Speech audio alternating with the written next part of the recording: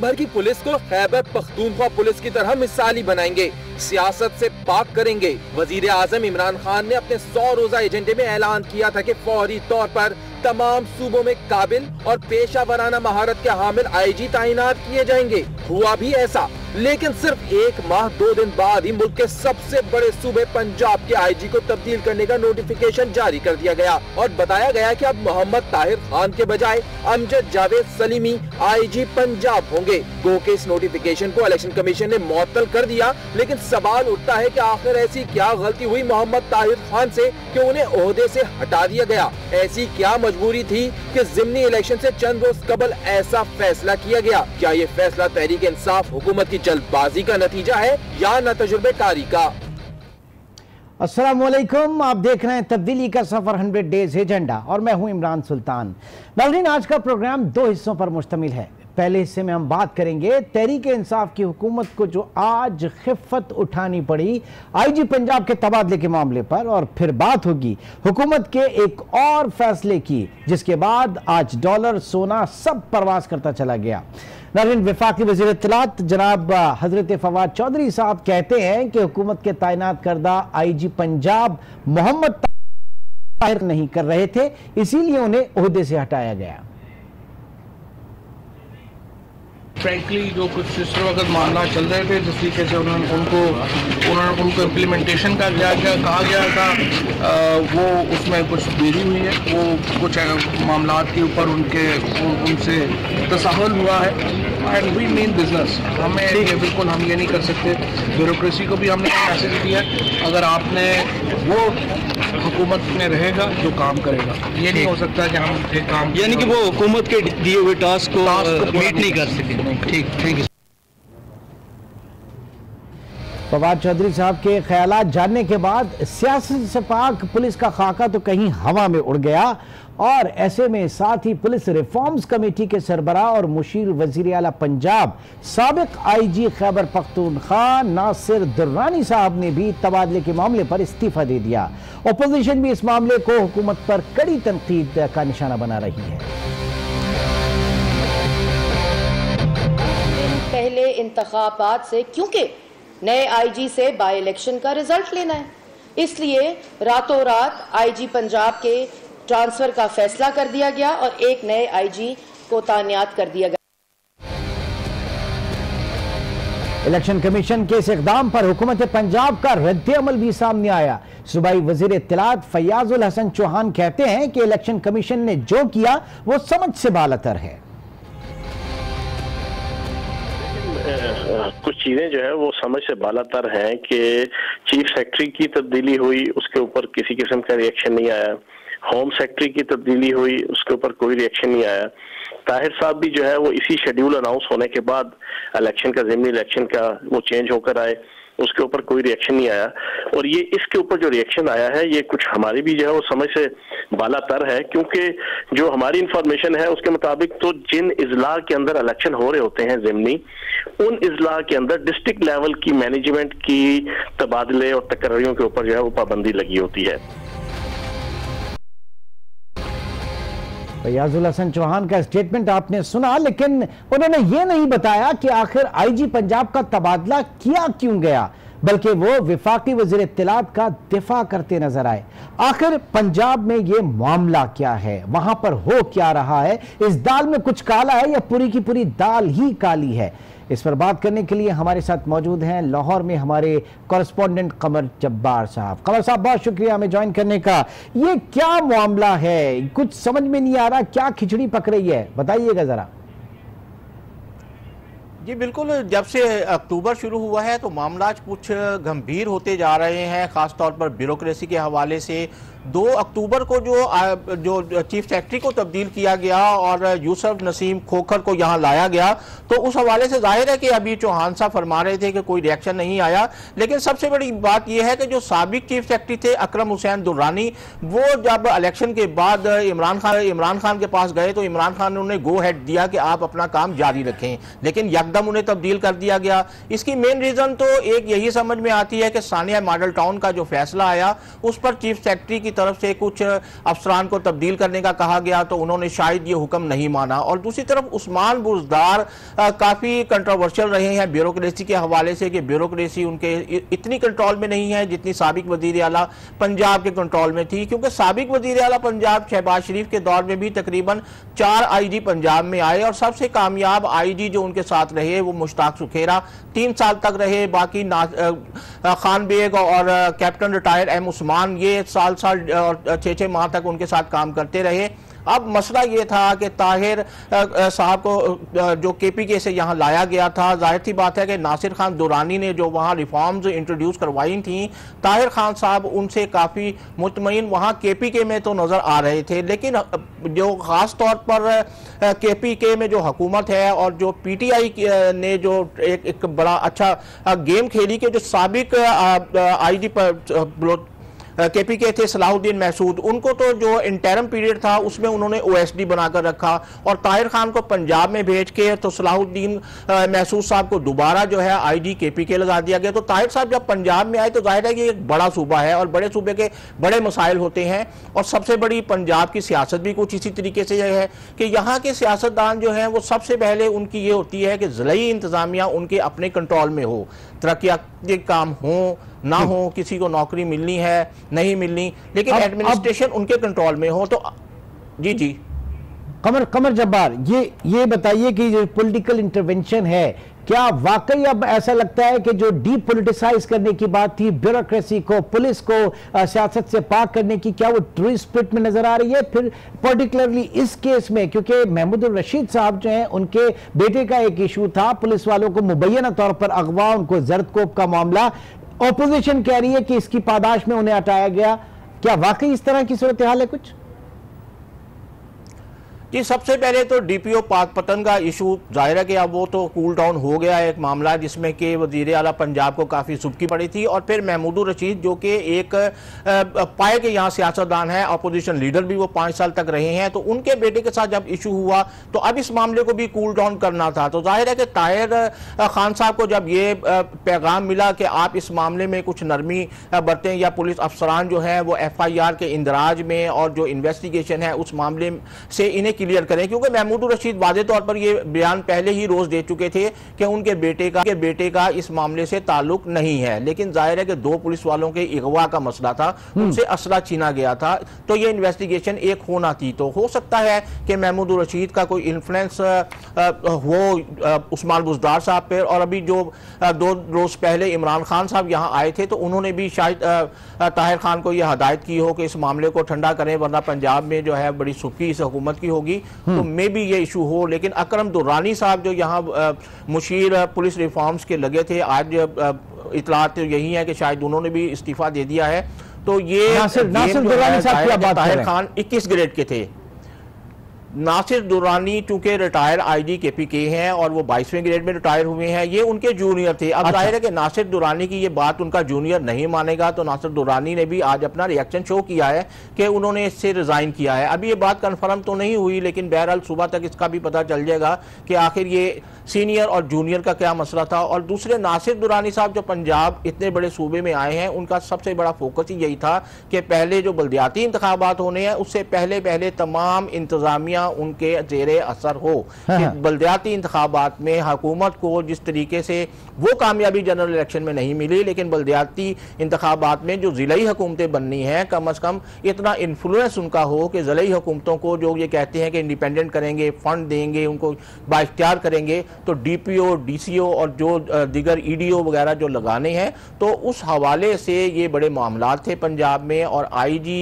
इस सिलसिले में जाहिर है कि उन्हें पुलिस फोर्स हर जगह तैनात करनी थी, ज़िमनी इलेक्शन भी हो रहे हैं उस पर भी नज़र रखनी थी, क्योंकि अपोजिशन का भी बड़ा कंसर्न है ज़िमनी इलेक्शन के हवाले से कि अगर वो इसमें लीड ले जाते हैं तो शायद हुकूमत के लिए खतरा हो। तो ये मामला जरूर यहाँ। अच्छा, अब ये भी बताइएगा कि इस वक्त जो IG पंजाब मोहम्मद ताहिर खान साहब कहा गया कि वो ठीक काम नहीं कर रहे हैं, उनको हटाया गया, उनकी रिप्लेसमेंट में जो साहब आए जरा उनके बारे में बताइए। सुना है बड़े दबंग किस्म के ऑफिसर हैं, बड़े वजह शोहरत है उनकी, क्या है?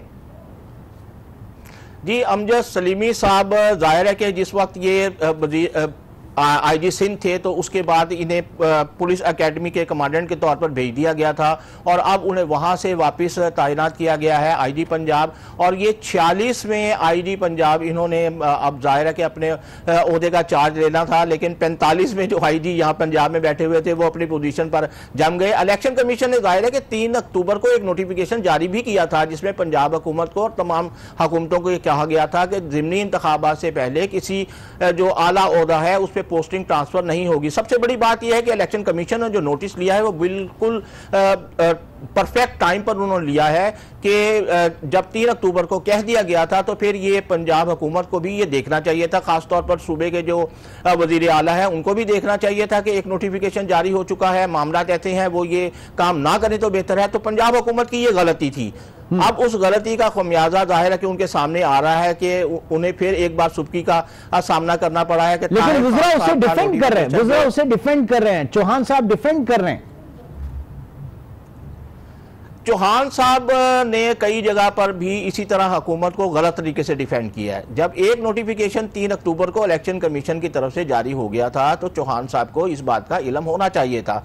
उन्हें जाहिर है कि इंफॉर्मेशन सेक्रेटरी हैं, उन्हें वजीर आला पंजाब को इस बाबत बताना चाहिए था। जो सीनियर वजीर पंजाब के अब्दुल अलीम खान हैं, बहुत समझदार, उन्हें समझा जाता है कि 100 दिन का जो प्लान है उसके भी वो इंचार्ज हैं। पंजाब में जो इंक्रोचमेंट के खिलाफ ऑपरेशन हो रहा है उसको भी वो इंचार्ज हैं। तो इन तमाम मामलात में जाहिर है कि चाहे 100 दिन का एजेंडा हो, बलदियाती इंतखाबात हो या इंक्रोचमेंट के खिलाफ ऑपरेशन हो, इसमें पुलिस फोर्स की जरूरत पड़ती है। तमाम सूबों में अगर डीपीओ और डीसीओ और जो दीगर पुलिस अफसरान है वह हुकूमत का साथ नहीं देंगे तो यह कैंपेन और ये इलेक्शन इनका फेल होता नजर आ जाएगा। तो ये तमाम वो मामला थे जिसको कमर जब्बार साहब ये भी बताइए कि इस वक्त मैंने इससे पहले जो आपसे दरियाफ्त किया कि थोड़ा सा अमजद जावेद सलीमी साहब जो हैं इनके हवाले से हम जानना चाहेंगे इनकी वजह शोहरत क्या है। जी, अमजद जावेद सलीमी साहब वैसे तो पंजाब में तकरीबन 10 साल पिछले जो गुजरे हैं, 11 साल, इसमें तो शहबाज शरीफ के साथ ही पंजाब में एक मुख्तलिफ इजला में भी काम करते रहे हैं, लाहौर में भी तैनात रहे हैं और बिल्कुल इनकी सर्विसेज ख़ास तौर पर पिछले टेन्योर में बहुत वज़ीर आला पंजाब शहबाज शरीफ के साथ रही थी। अब अमजद सलीमी को जो जाहिर है कि सिंध में आईजी बनाकर भेजा गया था, फिर उन्हें पुलिस कमांडेंट का इंचार्ज बनाया गया और अब यकदम उन्हें जो पंजाब में लाया गया, तो जाहिर है कि इसमें अब जो अकरम जो यहाँ पे नासिर दुरानी साहब को मुशीर बनाया गया था पुलिस रिफॉर्म्स का, तो हो सकता है कि उनके साथ उनकी कोई ऐसी अंडरस्टैंडिंग हो या जो चीफ सेक्रेटरी इस वक्त नए आए हैं उनके साथ इनकी कोई अंडरस्टैंडिंग हो कि उन्होंने कहा हो कि इनकी जगह पर अमजद सलीमी साहब को यहाँ लाया जाए, वो कोऑपरेट कर लेंगे और ताहिर खान साहब को दोबारा किसी OSD बना दिया जाए या वफाक के हवाले इनकी सर्विसेज कर दी जाए। तो ये अब जो 46वें IG आने हैं, अब ये देखते हैं कि 14 अक्टूबर के बाद अब ये क्या सूरत हाल बनती है कि आया कि अमजद सलीमी को ही दोबारा यहाँ तैनात किया जाएगा या किसी और का नाम सामने आएगा। बहुत बहुत शुक्रिया कमर जब्बार, आप इस वक्त इस अहम मामले पर जिस पर आज बाकायदा खिफत उठानी इस मामले पर, और जाहिर है कि इसकी जब बात की जाती है कि डीपोलिटिसाइज करेंगे ब्यूरोक्रेसी को, डीपोलिटिसाइज करेंगे पुलिस को, सियासत से पाक करेंगे, तो क्या ये इकदाम राह रास्त है, ये इकदाम सही है या आगे चल के ये बहुत बड़े मसाइल बन सकते हैं खुद गुड गवर्नेंस के हवाले से।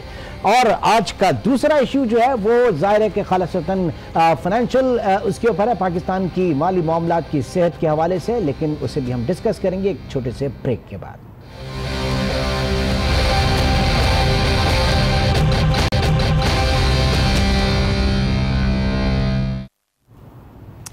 वेलकम बैक नाज़रीन। आज का सूरज जब उफक पर नमूदार हुआ तो डॉलर की उड़ान ही कुछ अलग थी। चंद ही घंटों में 8 रुपए तक का इजाफा इसका सफर तय कर चुका था डॉलर आज, और एक एक रुपए कम होकर रुपए की बेकदरी जारी थी। इख्तिदार की राहदारियों इसको IMF से रुजू करने का शाखसाना करार दे रहे थे, लेकिन वजीर इत्तलात जनाब फवाद चौधरी साहब तो कुछ और ही सुना रहे थे। उनके नजदीक ये मार्केट का जुआ था जो चंद जुआरियों के हाथ का खेल था। आपको बताएं कि ये इजाफा इंटरबैंक में हुआ, स्टेट बैंक ने किया। अब सवाल ये उठता है कि बकौल वजीर साहब के क्या ये जुआ स्टेट बैंक खेल रहा था या वजीर मौसूफ को इल्म ही नहीं कि जो उन्होंने कहा है वो है क्या। वजीर मौसूफ साथ ही ये भी बता रहे थे कि यह आरजी गिरावट है जो जल्दी खत्म हो जाएगी। इतना हो तो डॉलर इसके ऊपर क्या है कि स्पेकुलेशन हो रही है कि शायद IMF जो है वो डिवैल्यूएशन करवाएगा, लेकिन अभी जो है ये लोग जो ये कर रहे हैं ये जुआ ही खेल रहे हैं। डॉलर की जब आ रही हैं चीज़ें, IMF का पैकेज आ रहा है, उसके बाद चाइना, सऊदी अरेबिया, UAE इनके आ रहे हैं, तो पाकिस्तान में तो डॉलर जो है वो मेरे ख्याल में ये इसकी कीमत तो कम होगी या बढ़ेगी। बड़ी दिलचस्प बात है कि सुबह ये बयान देने वाले शाम में कुछ और ही दास्तान सुना रहे थे। IMF का दरवाजा खटखटाने का हाल कुछ यूं बता रहे थे। फवाद चौधरी के मुताबिक पाकिस्तान के दोस्तों ने दोस्ती नहीं निभाई, चीन और सऊदी अरब समेत कई दोस्तों के दर पर दस्तक दी, लेकिन पेशरफ्त ना हो सकी। हमने दोस्त मुल्कों से बात की, हमने हमारे जो बाकी ममालिक हैं उनसे हमने तमाम से कंसल्टेशंस की। सऊदी अरब से पैसे नहीं मिले, UAE से नहीं मिले? नहीं, जिस तरह से मिल रहे थे उस तरह से हम नहीं लेना चाह रहे थे। फ्रैंकली आपको भी पता है किस तरह के हालात हैं, उनकी थी जिस तरह की कंडीशनैलिटीज आती हैं, कहते हैं ना there are no free lunches. शायद रवैये बदल रहे हैं और दोस्तों की तरजीहात भी। यही सवाल लेकर आज अपने पैनलिस्ट की तरफ हम जाएंगे। इस वक्त हमें ज्वाइन किया है CEO Top Line Securities Mohammad Suhail ने, जबकि बिजनेस रिकॉर्डर के head of research Ali Khizar Aslam भी आज हमारे साथ होंगे इस बैठक में, और अब से कुछ देर में खुर्रम शहजाद जो कि GS ग्लोबल कैपिटल के इकोनॉमिस्ट हैं वो भी हमें ज्वाइन करेंगे। जाहिर है कि पूरे दिन हमने देखा कि मुख्तलिफ जो पोलिटिकल पार्टीज और सियासी शख्सियात हैं उन्होंने अपने अपने हवाले से इसकी तशरीह की, अपने अपने इंटरेस्ट के हवाले से, लेकिन इस मरतबा आज के इस 11 से 12 की स्लॉट 100 डेज एजेंडा जो है, इसमें मैंने चाहा कि हमारा कॉर्पोरेट सेक्टर इंडिपेंडेंट एनालिस्ट जो हैं वो किस तरह से देखते हैं। सुहेल साहब, आप फरमाइएगा कि आज की जो मूव थी क्या ये एंटिसिपेटेड थी और कितनी एंटिसिपेटेड थी, क्योंकि अब बात यह है कि अभी तो IMF से बात शुरू नहीं की, अभी तो सिर्फ वहां पर गए हैं, और आज हमने देखा कि डॉलर 133-34 और ओपन मार्केट में 136-37 पे हो गया। मजीद ये आगे प्रॉब्लम क्रिएट करेगा? आखिरी जो रियल इफेक्टिव एक्सचेंज रेट जो सेंट्रल बैंक ने इशू किया था वो 112 था। इसका मतलब है theoretically Pakistani currency 12% over value थी। दूसरी जानिब जो इंटरनेशनल ऑयल प्राइसेस हैं जो रिकॉर्ड के ऊपर रिकॉर्ड बना रही हैं, और तीसरा जो हुकूमत ने फाइनली ये फैसला कर लिया है कि हमें IMF जाना है, तो मेरे ख्याल में स्टेट बैंक की इस मूव को हम बहुत चौंका देने वाला नहीं कहेंगे, क्योंकि ये एक प्रायर एक्शन है जो IMF की कंडीशन होती है कि आप जब आए हैं लोन लेने तो आपने जो मोटे मोटे काम करने थे वो किए कि नहीं किए। तो ये एक पहला स्टेप था जो स्टेट बैंक ने आज इम्प्लीमेंट कर दिया कि करेंसी को पाकिस्तान की गिरने दिया है तकरीबन 7-7.5%। अच्छा, अब सवाल ये पैदा होता है कि आपके पास ऑप्शंस क्या थे, क्योंकि इससे पहले खजाना खाली था, सारी चीजें जो है बहुत पहले से हमें पता थी। जब केयर टेकर सेटअप था उस वक्त भी करेंसी डिवैल्यू हुई, पॉलिसी रेट उस वक्त भी बढ़ा, तो क्लियर इंडिकेशन थी कि आने वाली हुकूमत जो है IMF प्रोग्राम में जाएगी। यहां पे जो इबहाम पाया गया कि शायद फ्रेंड्स ऑफ पाकिस्तान वो आ रहे हैं और फिर हम डेफर ऑयल पेमेंट्स के हवाले से भी बात कर रहे हैं, वो चीजें मटेरियलाइज नहीं हो सकी, इससे नुकसान हुआ कुछ? नहीं, बिल्कुल नुकसान हुआ। एक चीज, अगर बीमार को आप 2 महीने दवाई ना दें या डॉक्टर के पास ना ले जाएं तो बीमारी तो बढ़ेगी। ये बिल्कुल नुकसान हुआ, और जिस तरह आपने बिल्कुल बजा फरमाया है वो पिछली हुकूमत को ही करना चाहिए था, बट ये सोचा गया कि शायद IMF नई हुकूमत के साथ जो नए मैंडेट के साथ आई है उसके साथ करेगी। फिर क्या कहते हैं गवर्नमेंट का भी ये मैंडेट नहीं था, तो मेरे ख्याल में ये फैसला जल्दी कर लेते तो शायद इतना नुकसान नहीं होता, बट देर आए दुरुस्त है। अब शायद हुकूमत को फोकस करनी चाहिए कि किस तरह प्रोग्राम को निगोशिएट किया जाए, क्योंकि उसमें भी कम से कम 8 से 12 हफ्ते लग सकते हैं। ठीक है, Ali Khizar Aslam, head of research Business Recorder. Ali, पिछली हुकूमत को करना चाहिए था, उन्होंने जाहिर के इलेक्शन ईयर था, इतना बड़ा वोट नहीं अफोर्ड कर सकते थे, लूज कर सकते थे अपना vote bank. Care taker government को करना नहीं चाहिए था, फिर जाहिर है कि अगली हुकूमत PTI की हुकूमत आई। नाउ ये हमारा जो प्योर इकोनॉमिक डिसीजन था इसको पॉलिटिकली कॉम्प्रोमाइज हुआ कि नहीं हुआ?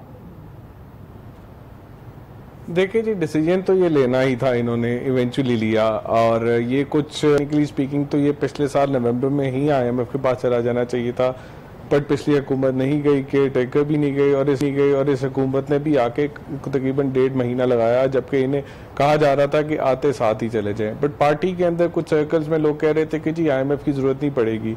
बट आपको कैसे सऊदी अरब से पैसे मिल सकते जब सऊदी अरब 10 अरब डॉलर जो है मार्केट से उठा रहा है। उन्होंने 2014 में पैसे दिए थे तो उस वक्त तेल कहाँ पे था, 100 से ऊपर था। तो अभी पिछले 3 साल में तेल नीचे रहा है तो सऊदी अरब डेफिसिट कर रहा है। चाइना भी कितना आपको देगा? तो ये IMF के पास तो जाना था, ये मजबूरी थी। ये कुछ सर्कल्स थे जो इसके अगेंस्ट थे, वो उसकी वजह से असद की जो मैनेजमेंट वीकन थी उसे ये फैसला पहले कर लेना चाहिए था। बस ये बात है। और अब देखें IMF पे जाएं, प्रायोर एक्शन आपने ले लिए, अभी कुछ बिजली की कीमतें भी बढ़ेंगी और अभी उसके बाद इन्फ्लेशन भी थोड़ी सीपिन होगी, बट 2 साल के अंदर हमारी रिकवरी हो जाएगी। ये 2008 वाला क्राइसिस नहीं है।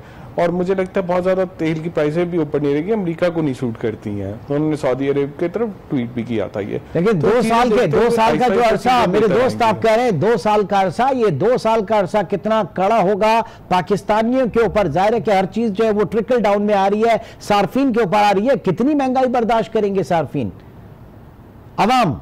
देखिए, महंगाई की बड़ी इंटरेस्टिंग सूरत हाल है। अगर हम देखें तो हमारी जो फूड प्राइसेस हैं और डोमेस्टिकली प्रोड्यूस जितनी गुड्स हैं वो जो है पहले ही दुनिया से महंगी थी। तो अभी आप देखिए, अभी ये 20% करेंसी डेप्रिशिएट होने के बाद इन्फ्लेशन आपकी बहुत ज्यादा नहीं कि 6-7% पे ही खड़ी है, अभी उससे भी शायद नीचे।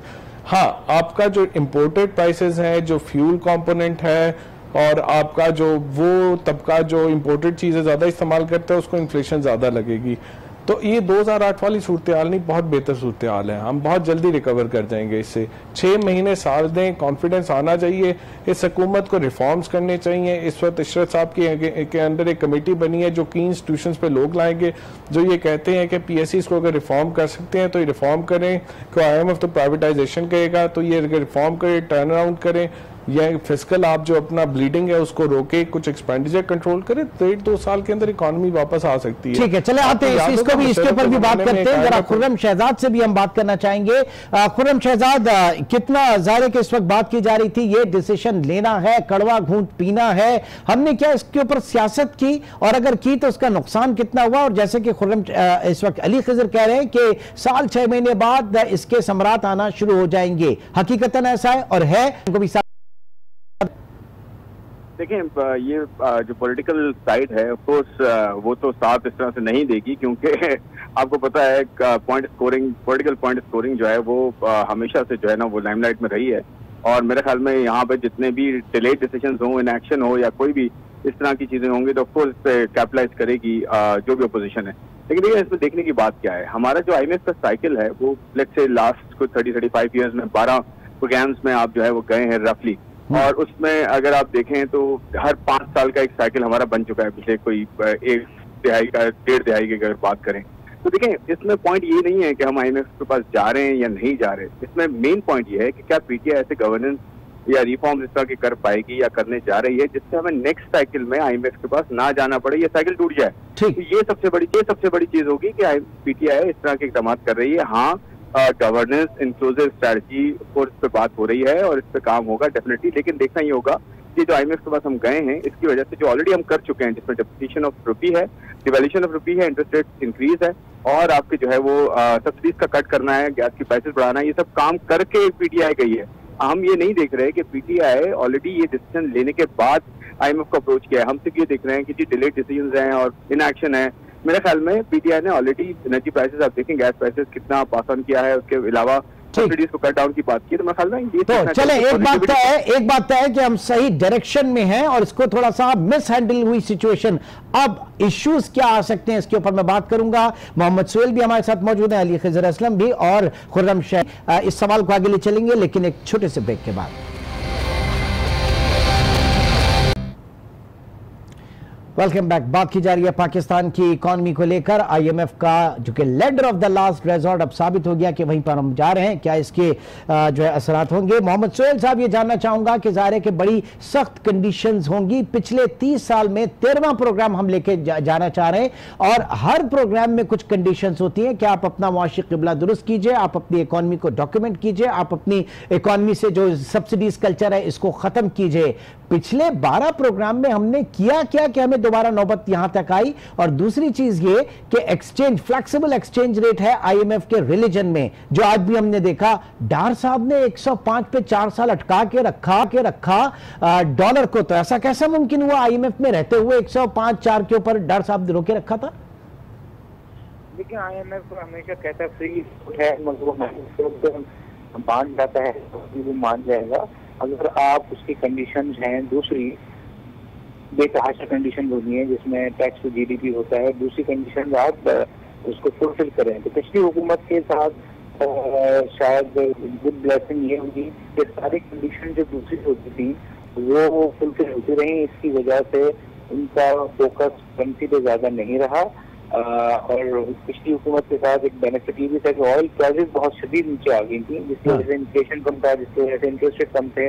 तो शायद तो करेंसी का इशू, इतना बड़ा इशू वहाँ भी नहीं था। दुनिया भर की करेंसी बड़ी स्ट्रॉन्ग हो रही थी, तो भी कोई ज्यादा पाकिस्तान को डिवैल्यू करने की ज्यादा जरूरत नहीं थी। अलबत्ता ये जरूर है कि अगर वो कर देते हैं ग्रेजुअली तो आज हमें ये बुरा वक्त नहीं देखना पड़ता। जहाँ तक आगे की बातें मेरे ख्याल में अब लेकिन टाइम बताएगा हमें कि कितनी सख्त कंडीशन होंगी। मुझे लगता है कदरें सख्त होंगी, उसकी 3-4 वजूहत हैं। एक तो ये कि पाकिस्तान के ताल्लुकात वैसे नहीं रहे अमेरिका से जैसे पहले थे, और एक अमेरिका चाइना में ट्रेड वॉर चल रही है। दूसरी जानिब ये जो है पीटीआई का जो मंशूर है वेलफेयर स्टेट का और सब्सिडी देने का और आवाम को रिलीफ देने का, ये इससे कॉन्ट्रडिक्ट करता है आईएमएफ के जो कंडीशन होती हैं। तब वो किस तरह मैनेज करेगी ये हुकूमत, ये वक्त बताएगा। मगर काफी कड़े और भी इम्तिहानात हैं और भी गोलियां हैं कड़वी जो हमें पीनी पड़ेंगी, क्योंकि बहुत ज्यादा अभी भी सब्सिडी है बिजली पर भी, अभी भी जो गैप है गैस के प्राइस का जो होना चाहिए और जो है, स्टेट ओन एंटरप्राइजेस की जो हालात हैं, जो हुकूमत जो सेंट्रल बैंक ओएमओ करती है, जो सेंट्रल बैंक पैसे की छपाई करती है, ये भी बहुत सख्तियां हैं जो हो सकता है कि आम आदमी को डायरेक्टली नजर ना आए। आपकी बात को आगे बढ़ाते हैं। इस वक्त अली खिजर भी हमारे साथ मौजूद हैं। अली खिजर, आज फवाद चौधरी साहब वजीर इत्तलात, उन्होंने कहा कि ये स्पेकुलेशन हो रहा है, लोग जुआ इसके ऊपर खेल रहे हैं। मेरे भाई इंटरबैंक में रेट बढ़ा है, अब बताइए कौन जुआ खेल रहा है फिर? ये पता नहीं फवाद चौधरी साहब क्या सोचते करते हैं, मुझे नहीं इस बात की समझ आई। देखें, इंटर बैंक के अंदर आपके मेजर बैंक के ट्रेजरर्स होते हैं, स्टेट बैंक होता है और कुछ बड़े प्लेयर्स होते हैं जो आके ट्रांजैक्शन कर रहे होते हैं। ये जुआ खेलने वाली मार्केट तो ये छोटी सी मार्केट होती है, ये तो वो करब की मार्केट होती है, वो $10 मिलियन की मार्केट नहीं होती, ये $100 मिलियन की मार्केट रोज की चल रही होती है। यहाँ पे थोड़े से प्लेयर हैं, स्टेट बैंक की डायरेक्शन होती है, जिस तरह वो डॉलर खरीदना चाहता है, जितना उसको गिराना चाहता है गिराता है। आप देख लें नवंबर से डिप्रिसिएशन हो रही है, हर दफा 4% होती है। इस दफा इन्होंने को तकरीबन 7-8% की है। जरा IMF के पास जा रहे हैं, उनका वही जो सुहेल भाई ने शुरू में कहा था कि रियल जो है वो 112 पे है, वो अब 12%, और लेकिन ये 12% से ज्यादा डिप्रिसिएशन चाहिए, क्योंकि जब आपका थोड़ी डिप्रिसिएशन होती है तो इन्फ्लेशन बढ़ती है, तो रिलेटिव इन्फ्लेशन आपकी ज्यादा हो जाती है, तो उससे आपके रियल की एडजस्टमेंट 12 नहीं 14-15 होती है। तो IMF के नंबर्स पे जाएं तो हमारा तकरीबन 145 से 150 का लेवल आना चाहिए, बट वो लेवल जून 145 से 150 डॉलर कब तक देख रहे हैं? मैं यही आपसे अर्ज कर रहा हूँ कि ये कुछ जल्दी नहीं आता नजर आ रहा है मुझे। मेरे ख्याल में ये कम से कम इसमें 12 से 18 महीने लगने चाहिए। और अभी अगर कुछ फ्लोज आ जाते हैं, कुछ सऊदी अरब से अगर कुछ आ जाता है, कुछ चाइना से आ जाता है, कुछ इनको ये डायस्पोरा से ले आते हैं अगले 4-6 महीने के अंदर, ये रिजर्व को IMF के साथ ही कुछ 16, 17, 15, मतलब अभी 8 पे 8.5 पे बैठे हैं, कुछ 14-15 पे ले जाते हैं, तो आप देखिएगा अगर ये करेंसी आपकी अभी मे बी 125 पे भी आ जाए तो ये हेल्दी जो मेरा सवाल ये सर मैनेज एक बड़ी इंपॉर्टेंट नहीं मेरा सवाल जरा रख ले, क्योंकि ज़ाहिर है आवाम ये जानना चाह रही है। फवाद चौधरी साहब ने कहा था कि इतवार के दिन जो है सऊदी डेलीगेशन आ रहा है, ऑयल डेफर पेमेंट्स के हवाले से भी बात हो सकती है, और रिकॉर्ड फॉरेन डायरेक्ट इन्वेस्टमेंट जो है, फॉरेन इन्वेस्टमेंट पाकिस्तान में सऊदी अरब की तरफ से आ रही है। आज वो ये कह रहे हैं, उन्होंने अभी थोड़ी पहले हमने उनका साउंड बाइट भी चलाया कि जिन शराइत पे वो हमें दे रहे थे वो हमारे लिए एक्सेप्टेबल नहीं थी, लामहला हमें जाना पड़ा IMF की तरफ। फिर अभी ये वाली बात भी आपके सामने आ गई कि कोई जुआ खेल रहा है, तो थोड़ा सा मोहतात नहीं रहना चाहिए इस तरह के स्टेटमेंट में? पता नहीं जी, मुझे नहीं समझ आती ये किस तरह के स्टेटमेंट आते हैं, लेफ्ट राइट सेंटर ये खेल रहे होते हैं। ये एक स्टेटमेंट कहते हैं कि जी सऊदी अरब सीपैक का पार्ट आ रहा है, दूसरी तरफ से शायद चाइना कहता है कि भाई आपने हमारे से पूछे क्यों कह दिया, तो कहते हैं उसका पार्ट नहीं। फिर ये गए थे पैसे लेने, उन्हें पैसे नहीं मिले, उन्होंने कहा इन्वेस्टमेंट ले आओ तो सीपैक के ब्रांड में कर दो, फिर सीपैक नहीं अब खाली इन्वेस्टमेंट। तो ये चीज़ें चलती रहेंगी 6, 8, 10 महीने। एक रिफाइनरी लगनी है, वो रिफाइनरी गौदर में लगनी है, वो चाइना लगाएगा या सऊदी अरब लगाएगा, वो अपना ले आएगा। बट ये लॉन्ग टर्म है और इसमें इन्वेस्टमेंट भी कैसे आती है जी? जैसे चाइना के जितने सीपैक के प्रोजेक्ट्स हैं, मशीनरी पार्ट से आती है, लोन बाहर होते हैं, पैसा सारा बाहर होता है। पाकिस्तान के अंदर तो सिर्फ वो प्लांट लग रहे होते हैं और बाद में जाके कर्जों की रीपेमेंट हो रही होती है। एफडीआई तो कुछ भी नहीं आती। सीपैक की मुझे बताएं कितनी एफडीआई है? ये सारे प्रोजेक्ट लगे हैं।